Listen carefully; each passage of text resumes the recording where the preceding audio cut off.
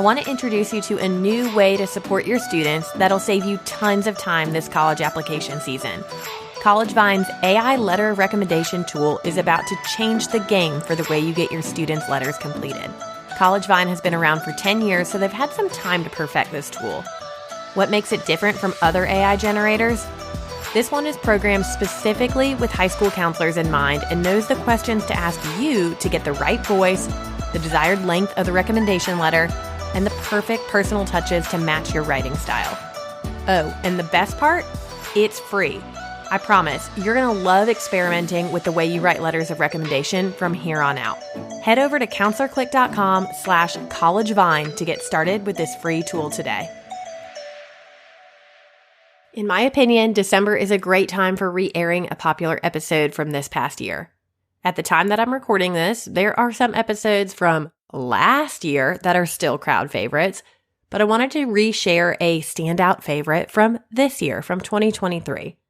Back in episode 77, I had Dr. Jake Olsen and Dr. Peg Donohue join me on the show to talk about multi-tiered systems of support in high school counseling. That's a mouthful, right? They are authors and they spend a lot of time doing research, consulting high schools, and speaking about MTSS and tiered support. MTSS feels more like a buzzword, to me at least, in elementary settings, so I wanted to hear their perspective as it pertained to high school counselors. And boy, did I get what I was looking for. I think we all left super energized thinking about how implementing MTSS in our buildings wasn't just one more thing. Rather, it is the thing to help us be more intentional and more efficient high school counselors. This conversation was so fruitful and valuable that I had to share it again.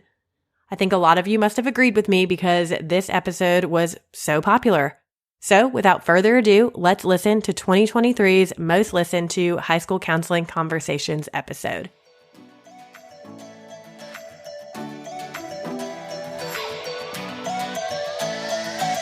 You got into this profession to make a difference in your students' lives, but you're spread thin by all of the things that keep getting added to your to-do list. I can't create more hours in the day, but I can invite you into my Counselor Click where you'll finally catch your breath.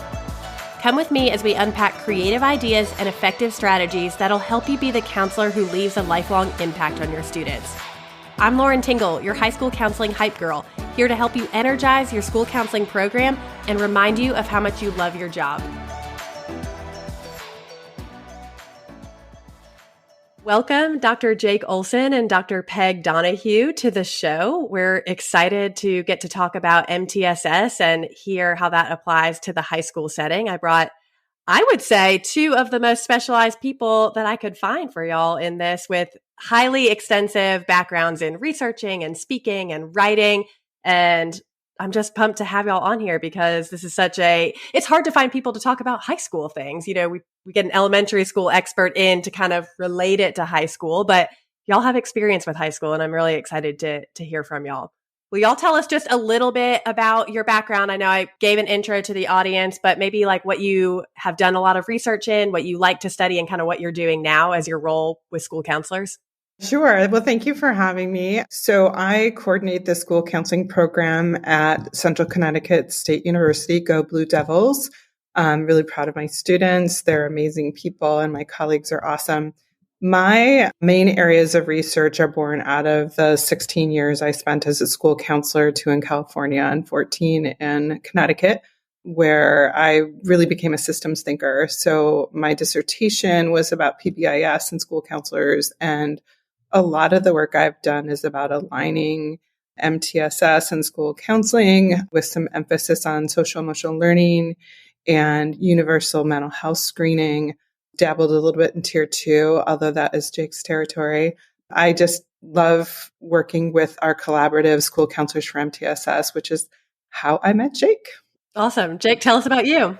Yeah, thank you. Yeah, thanks for having us. I started out in Seattle, Washington, and then I did some work also in North Carolina, Charlotte area as well. And in those buildings, especially my first school district, I just kind of hit the lottery, and I was in a great district up outside of Seattle, Highline Public Schools, and they were doing, at the time it was, very much PBIS on the behavior side, social emotional side, RT on the academic side. That became kind of aligned with the MTSS framework. But I just landed in a district where comprehensive school counseling was in place. We were learning as school counselors MTSS. And so I was part of the teams, the development, scaling up K-12, and then just kind of took that on as I went to North Carolina. I just kind of continued that work, particularly at the high school level. And that's where I started to research. And from then on, North Carolina, now in Long Beach, California, at Cal State Long Beach. And really my research is, I wouldn't say my territory, but definitely my passion area is tier 2 in terms of, I just think that school counselors and other support staff have, the skills to be able to support students that need a little bit more support, often in smaller settings, smaller, groups and stuff like that. So that's my real passion area. That's what I write and train and think most about. Well, awesome. Give us like a little overview of MTSS, like simpleton version for those who maybe this is a term that they've never really heard before because they are head down in their counseling work, maybe not like reading research or I don't know, hearing these acronyms. They're just like trying to get by each day and they're not thinking of like that larger scale framework. Will one of y'all share just like an overview of what that is?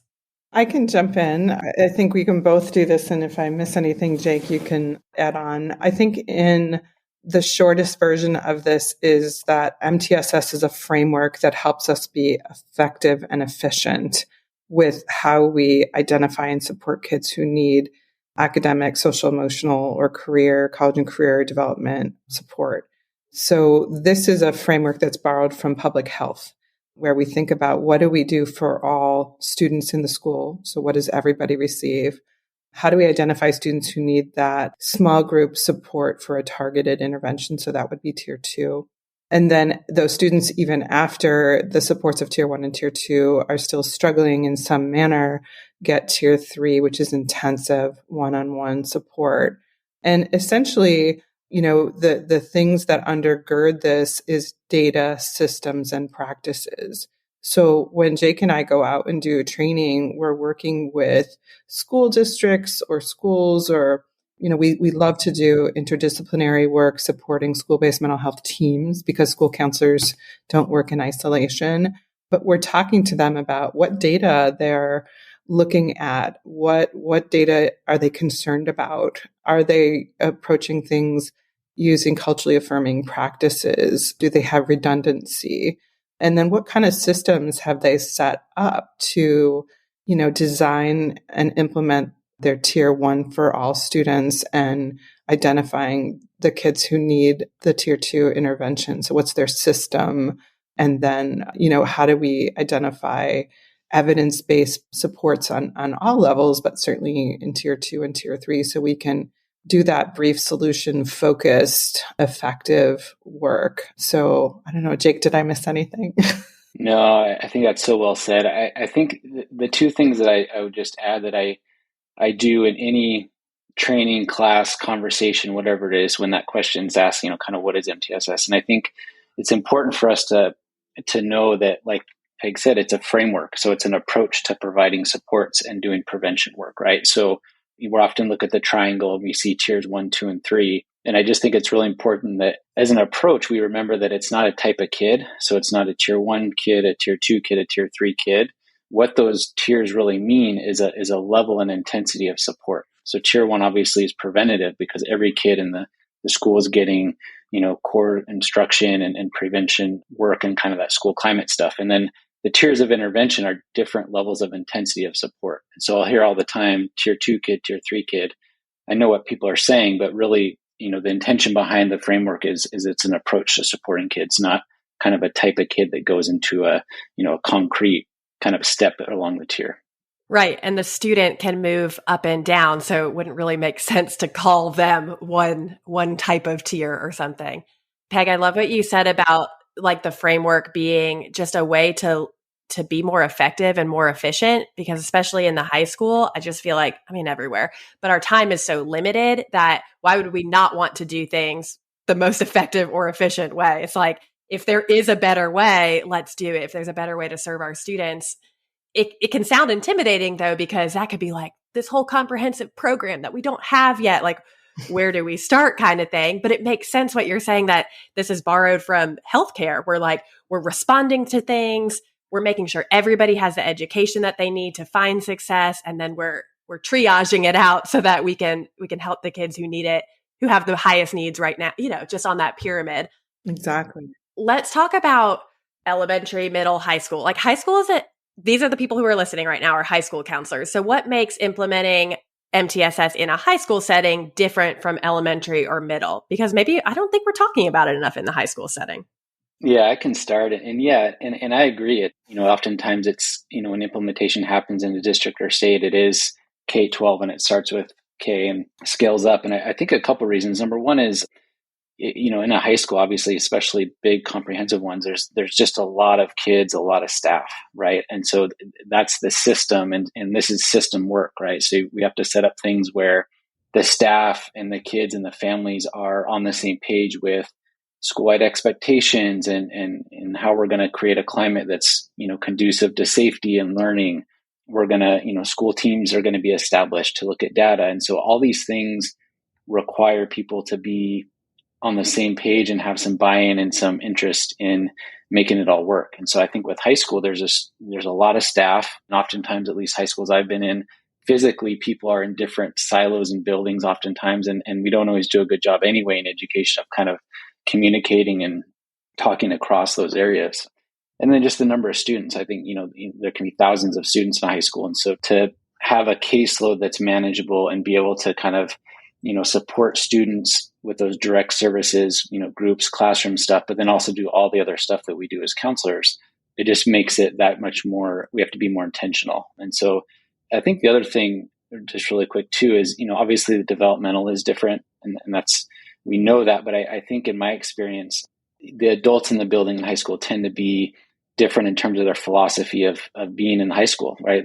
They kind of we expect students to be able to kind of have the skills, be able to behave, be able to attend class and kind of have their needs met, versus the little ones we kind of expect for, us to be able to, or need to kind of teach them skills like social emotional skills and stuff. So I think developmental level is obviously there, but I think the silver lining of that though is we can really engage high school kids.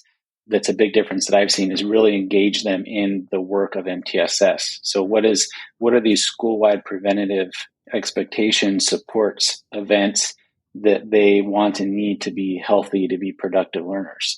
And then also, tier 2 and 3 also, like they can help inform and have a voice, and their experience can be a piece of data where we use that to then inform what the adults are doing in the building. So I think there's some opportunity there. Of course, we know that working with high school students, that they have voices, they get some buy-in to what we're doing, but they also will learn it, will apply it. Like you can almost, I was going to say you can trust high schoolers more to do that, but maybe not all the time. But, they're mini adults, like they're about to launch out into the real world. And so, hopefully they have some skills that we can build on, but we do have kind of one last shot to give them these skills they need to be functioning adults with healthy coping skills, to be able to form healthy relationships when they leave our building. And if we're not intentional about the programming with data to back it up and to make changes to it, then I think we're missing a really big opportunity with our students in this just 4 years right before they're not ours anymore.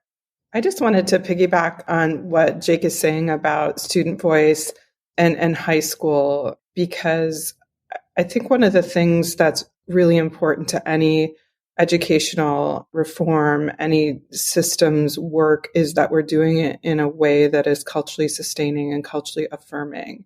And so to have multiple seats at the table when you're making systemic change at schools filled by students, paraprofessionals, community members, caregivers, we do better work when we have a chorus of voices that, will be impacted by the work. So I just really want to underscore what Jake is saying about how important it is to bring students into this effort to be proactive and preventative. Because at the end of the day, I think what's attracted me to this work is that we can get out in front of problems, especially if we have K-12 coordination in our district, that we can teach kids the social emotional competencies that they need to navigate the minefield of adolescence. And I think that if we have little ones that go into middle school knowing how to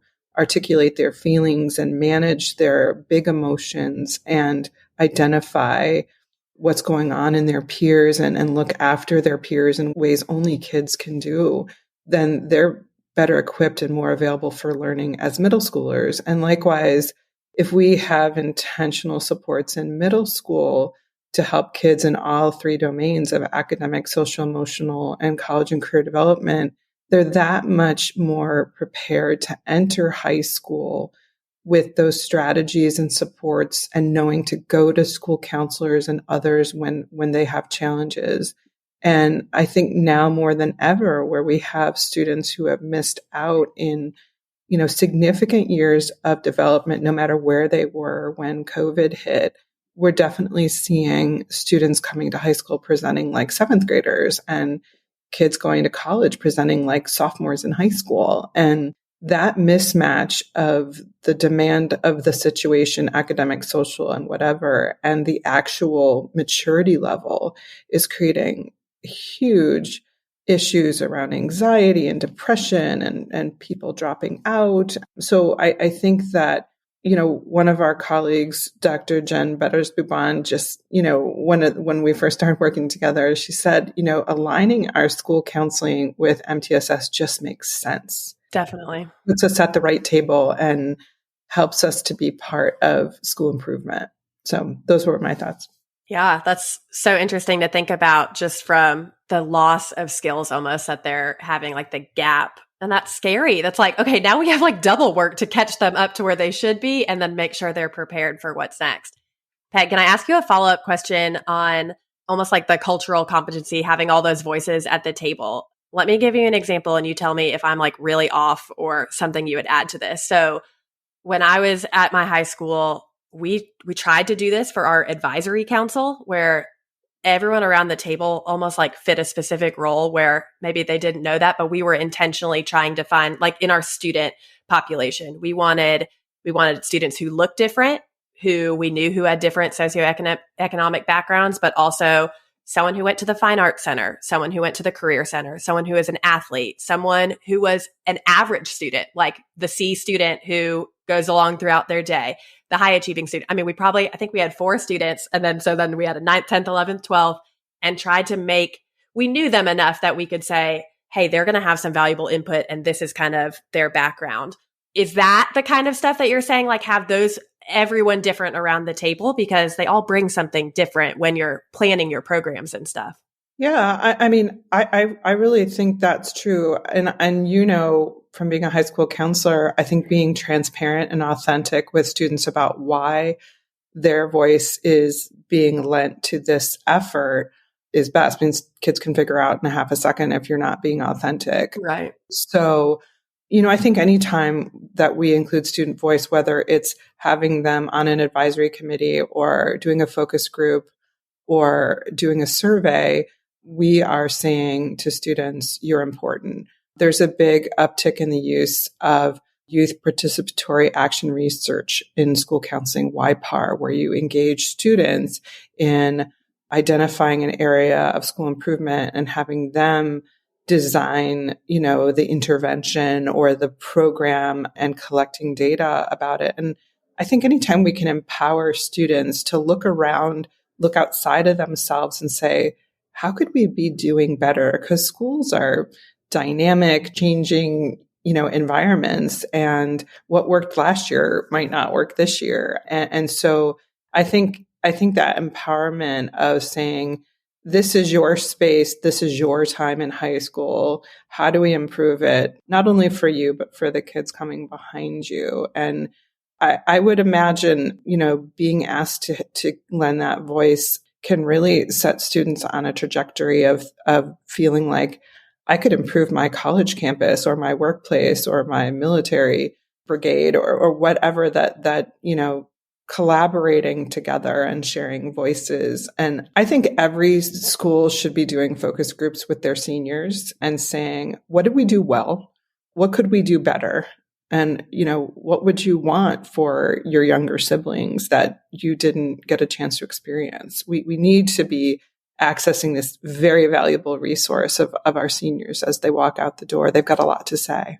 Yeah. And that's so empowering for a student, especially high school. They have those voices, they have thoughts and opinions. And, putting out a survey or asking for their feedback, you might need to develop some tough skin, but it is worth it to hear it because it's only going to make things better. You might have just this blind spot, these blinders on that you didn't realize that this other program that you put all your energy into was like really not that effective because they weren't bought into it. When you have their perspective, you get to say, hey, y'all came up with this. And then they get their peers on board too. And so, you're making your own job easier by taking that data and their stories and their perceptions and turning them into programs or things that can make change in the school. That's such a good point. Okay. So when you are working with high school teams in kind of like a consulting arena, what has been helpful as you're teaching those counselors and helping them implement? What are things tips that you would share with counselors to help implement MTSS successfully in their schools? Last year, I spent a year with a high school group. So this is a Connecticut high school that literally, when Jake was talking about siloed buildings, their campus is set up like a college campus. So they had multiple buildings for all the different subject areas. And while that was really cool and the students felt very grown up, coming off of COVID, they were more fractured than ever, and they had a extensive leadership change. So they were really at sea in a lot of different ways. And they hired me through school counselors for MTSS to come in and support their MTSS implementation process. So we spent a lot of time talking about their goals, and we talked a lot about this concept of beginning with the end in mind. How do you want things to look by the time that we finish our work together, even just this year, and then developing a multi-year plan? Because it takes 3 to 5 years to implement MTSS with fidelity. And that's with support, I think. And that's probably without turnover of people. And there's so many variables in this to make sure that it happens in 3 to 5 years. Right. And that leads me to my next point, is that we decided pretty early in the process to create a Google Drive that everybody had access to. And we distilled the elements of MTSS implementation and just created a placeholder folder for every aspect. So, a resource map, a tier 1 folder, tier 2, tier 3, and kind of zeroed in on, okay, we don't have to fill all of these in the first year, but we can work toward things, and we need to prioritize. So we did a prioritizing activity. We identified things like creating a referral form that was used everywhere and on a Google form. And they were really jazzed and piloted that with 10th grade. And they're presenting at our state association about the changes they've been able to make. And I think circling back to, beginning with the end in mind, they were simultaneously working on the portrait of the graduate for their school. And I think it was really helpful to hook into the concepts that they were prioritizing with their portrait of the graduate. So that was a touchstone for us.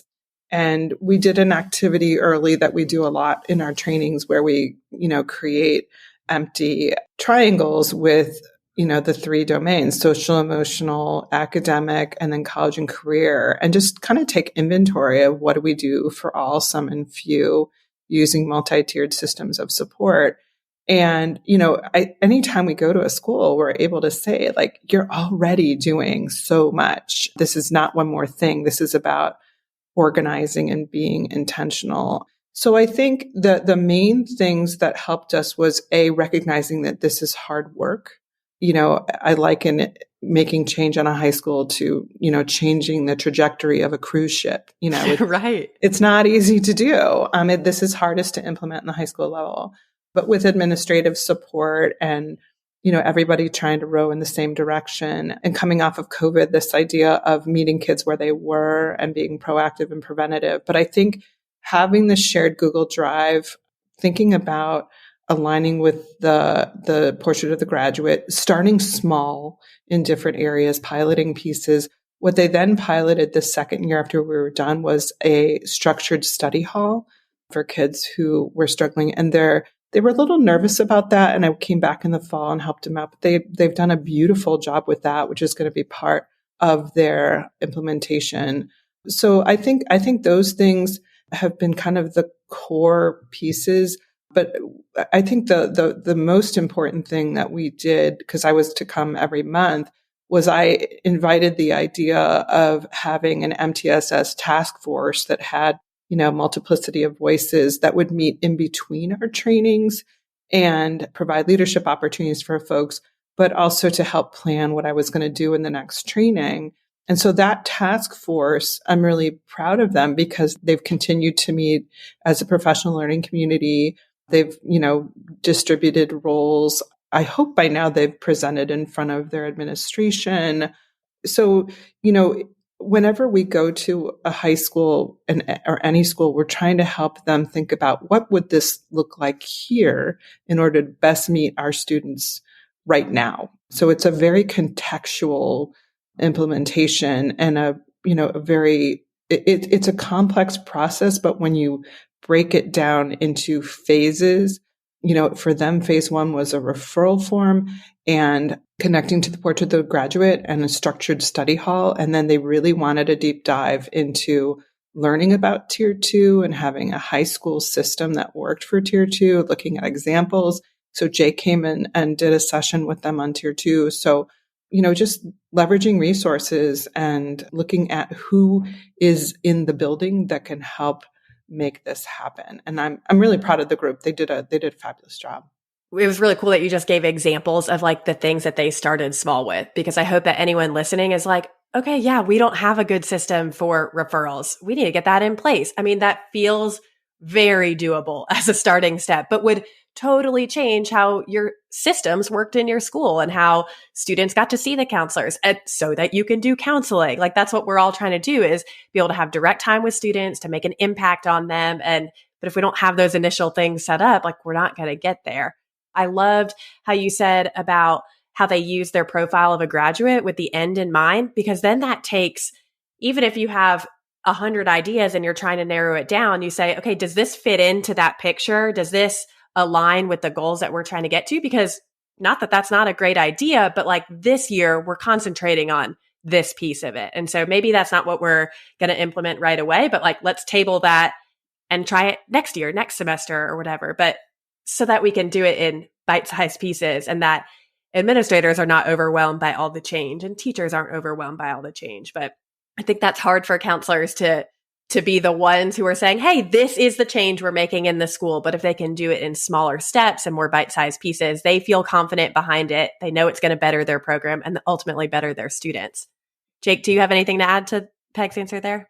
No, I think just really well said. And it's cool to hear those examples too. And I think one thing with the Google Drive kind of handbook that she mentioned, I think that's the biggest thing too, is just documenting kind of what's in place, how do things work now, and then how do we want them to work, right? So from referrals to team meetings to looking at data. And I think that's one of the biggest things that go into any school, but particularly high school, is they're doing lots of things and counselors are doing lots of things along each tier, but documenting that and then documenting the processes and using that is kind of a sustainability tool also. So as folks change over and change roles, that you can have those living documents that keep going. I think that's aligning your school counseling program with MTSS to have that written plan. I hope we move in our field towards, I love the Ask a National model, but also having, student wellness plans or models that incorporate all of the disciplines. But I think having an MTSS team and an MTSS plan that is written helps us to implement with fidelity and to weather the storms of turnover. It's a living document, so you can change it. You can give access to the administrators. What I love also is that you can then onboard new counselors, new staff, and say, this is kind of how we're operating. People can reference it. And, I think if we measure it in schools, it matters. So we can measure our success. Though they're using the referral form to collect data on what kinds of issues are coming up over and over. And that's helping inform what small groups they need.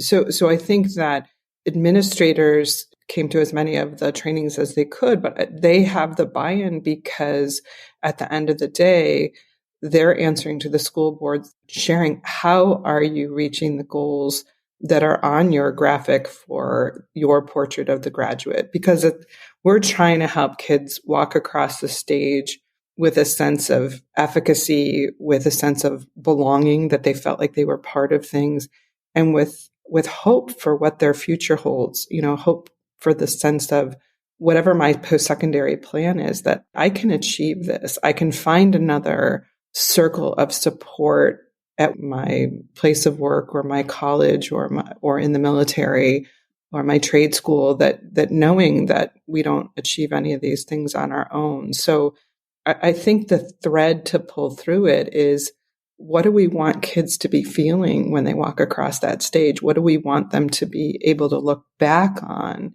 And I think it's so important for kids to see adults collaborating and working together. I think they have so many examples of divisiveness and people being at odds or in conflict. And, I asked my grad students, who do you remember working well together at your schools? And some of them can name a group, but there's all these wonderful alliances that get the work done. And I think MTSS helps link together people toward a common goal, and it increases that level of collaboration, which is just another reason, I'm a real believer in this being a driver for positive change and improving the environment for the kids and for the adults.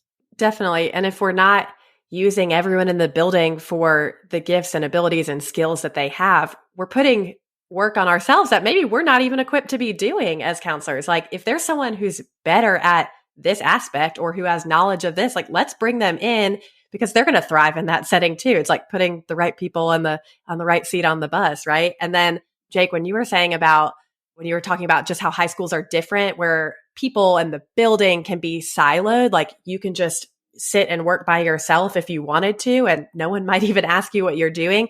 But high school teams are usually bigger with counselors. Yes, there are people who are working solo, but I mean, there's a high school in South Carolina that I know of that has 14 high school counselors working at it. I'm like, that's a big team. And if we're not all on the same page, then we're not going to achieve these goals. We're not going to meet those profiles of the graduate if we're all over the place and doing our own thing. We have to have the same goals and be moving in the same direction. I'm smiling because one of the things I say to my students over and over is, the better we are together, the better we are for kids. We are trying to all row in the same direction. And I think one of the articles we did early on in our time together was about how school counselors that participate fully in MTSS are actually helping build their capacity.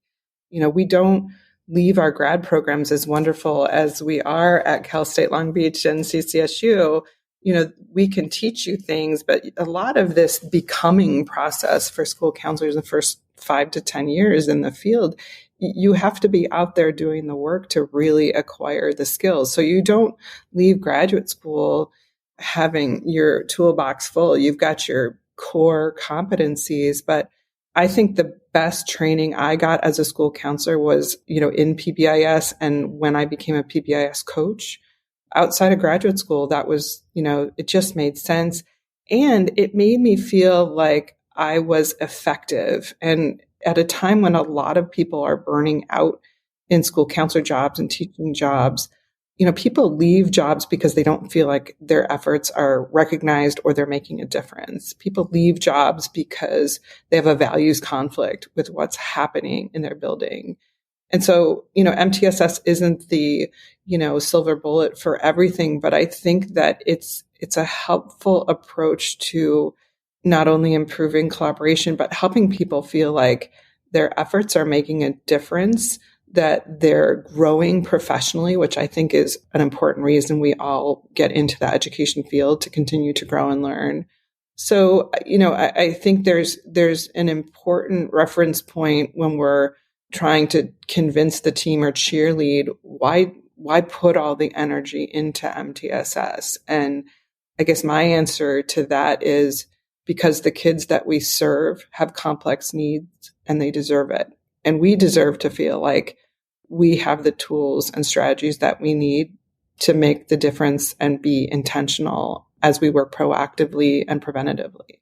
Yeah. And I think, you hear people around National School Counseling Week being sad and complaining that they weren't recognized. I'm like, okay, one, this isn't about you. Maybe this is a hot take, but like, if you want to feel like what you're doing matters, have some sort of data that shows that, see the outcomes that your students are achieving and celebrate that, because that's the thing that's going to keep you going. Like, you have those student stories and you see the success as they are walking across that stage at graduation, but you know what it took for them to get there and you know the backstory. That's the thing that's motivating. And I mean, I guess everybody is motivated by different things, but to know what you're doing is making an impact.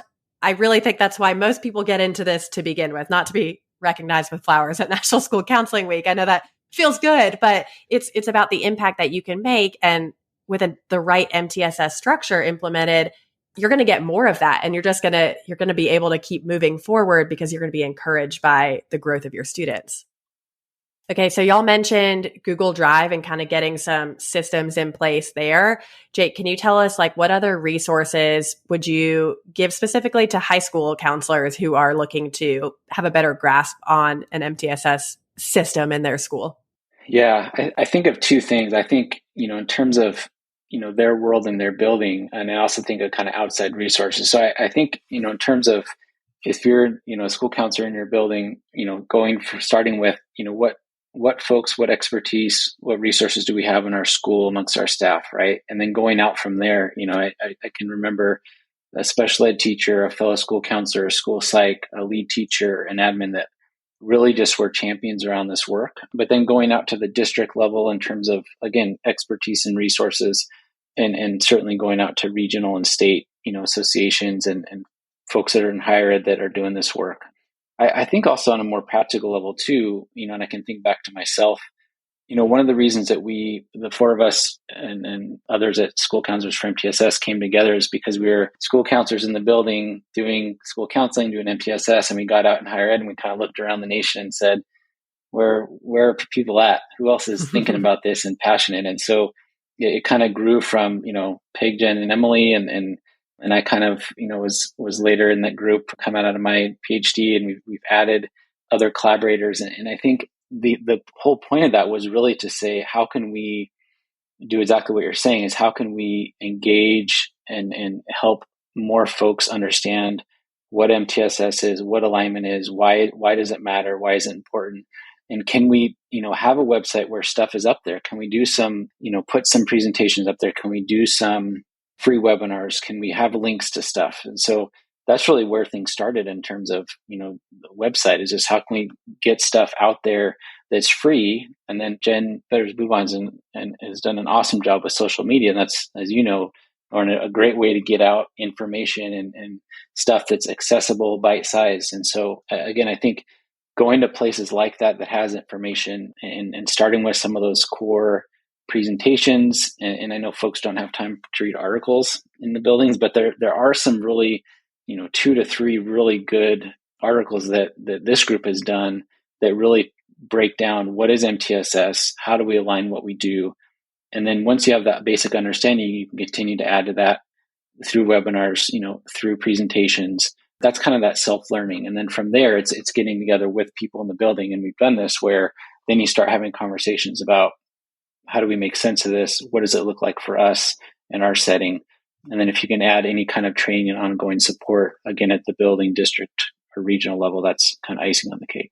Yeah, I wanted to piggyback on that too, because I love all the things that you shared, Jake. And I think that, as we were talking, we were thinking about pre-service school counselors. And that's why we wrote the textbook, School Counselors for MTSS. And it first came out in 2019. And then the landscape has totally shifted. So we did, our second edition is coming out this summer. There's a lot of change in there because of COVID, because of the racial reckoning movement, and really thinking about the role of school counselors amidst all of that and with the heightened mental health needs.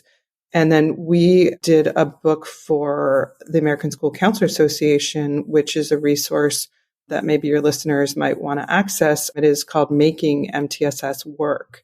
So ASCA's had Making Data Work. So we kind of patterned it after that. And we went around to school districts, K-12 districts throughout the country who had been implementing with some success and asked them, how'd you do it? Do you mind sharing your referral form or, the breakdown of what you're doing on all three tiers? And we got an amazing response from people we'd done work with and individuals that really, care about seeing this work replicated. So what's great about that book is that it has, examples of what people are doing with success and aligned with, culturally sustaining practices and aligned with the ASCA national model.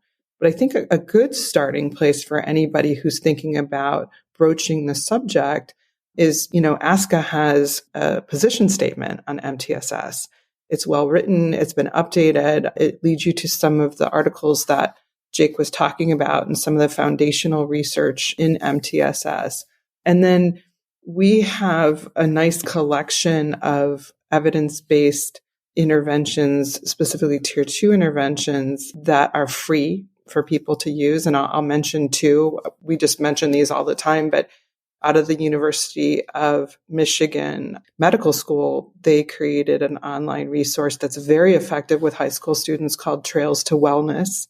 And Jake's done kind of a deep dive and learned about their process. And they have great resources to work with kids from maybe a CBT, approach, like videos of kids talking about using mindfulness strategies, et cetera, managing anxiety.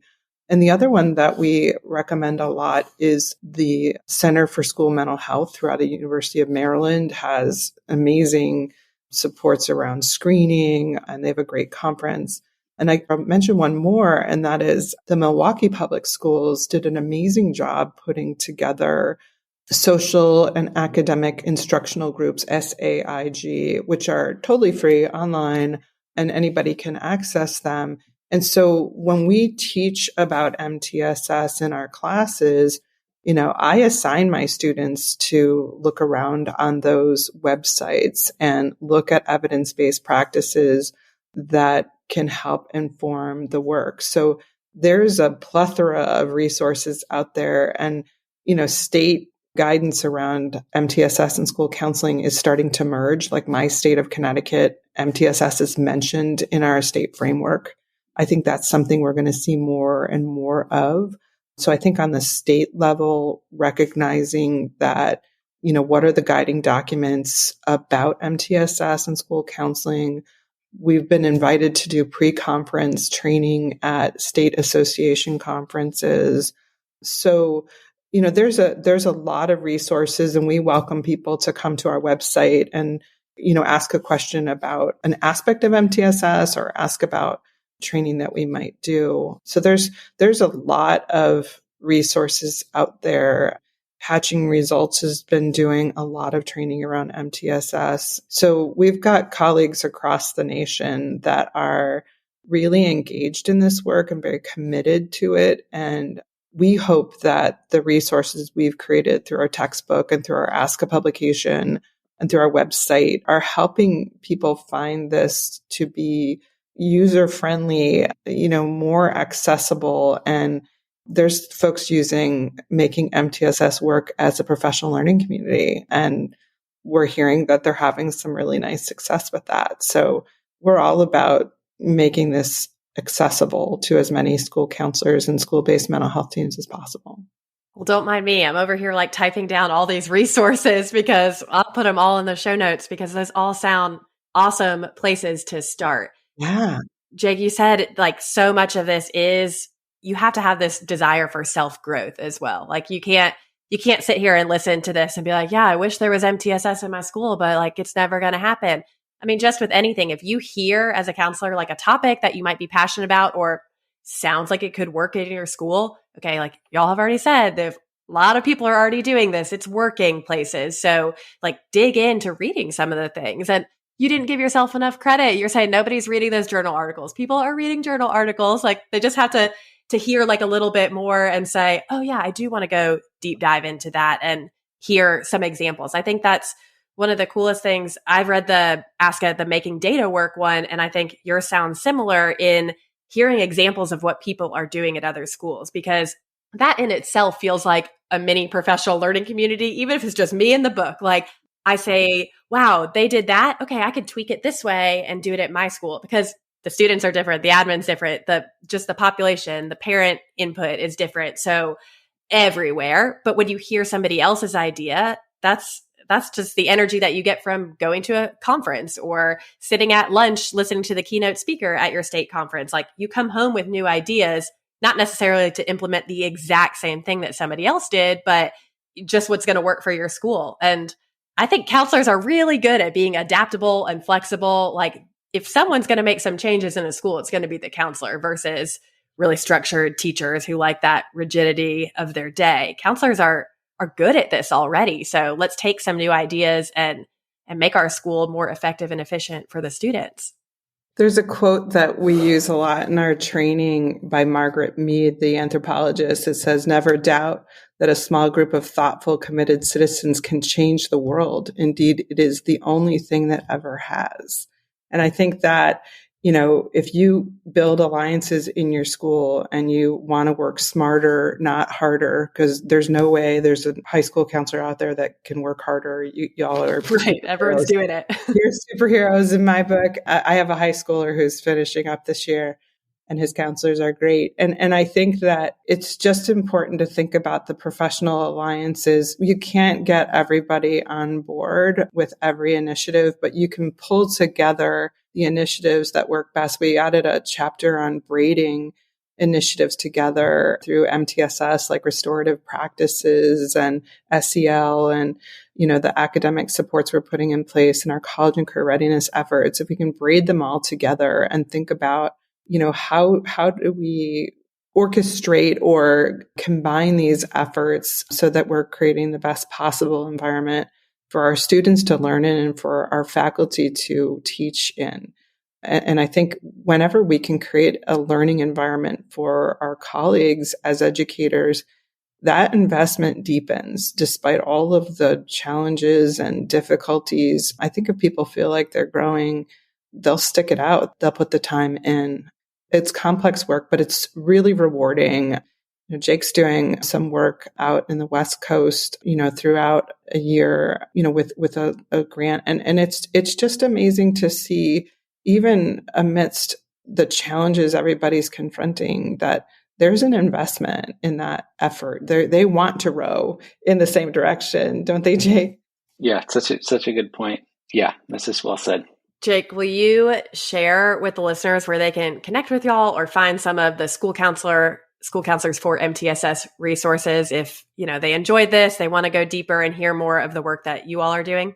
Yeah, I think school counselors for MTSS.com, the website, I think is a good landing page. And again, that's the purpose of it in terms of background, what it is. You can find each of us, contact, and so that's a good hub for that. That's awesome. And like I said, I'll link all those things that you mentioned in the show notes, along with school counselors for MTSS, their website and social. And I hope that this conversation gets people's wheels turning about just some changes that they could make in their school, even if it's small, tiny little steps with the end in mind of how to change the larger system of their high school. And I really thank y'all for your time, because I think it was really energizing and positive thinking of what can happen in a school. It's encouraging to me, and I hope that it's encouraging to listeners as well. So thank y'all for being here. You're welcome. Thanks for having us. Yeah, thanks, Lauren. That was fun. And thank you for doing this for high school folks, especially. Absolutely. I know it's a lot of fun. Of course. Thanks for listening to today's episode of High School Counseling Conversations. All the links I talked about today can be found in the show notes and also at counselorclick.com/podcast. Be sure to hit follow wherever you listen to your podcast so that you never miss a new episode. Connect with me over on Instagram. Feel free to send me a DM at counselorclick. That's CLIQUE. I'll see you next week.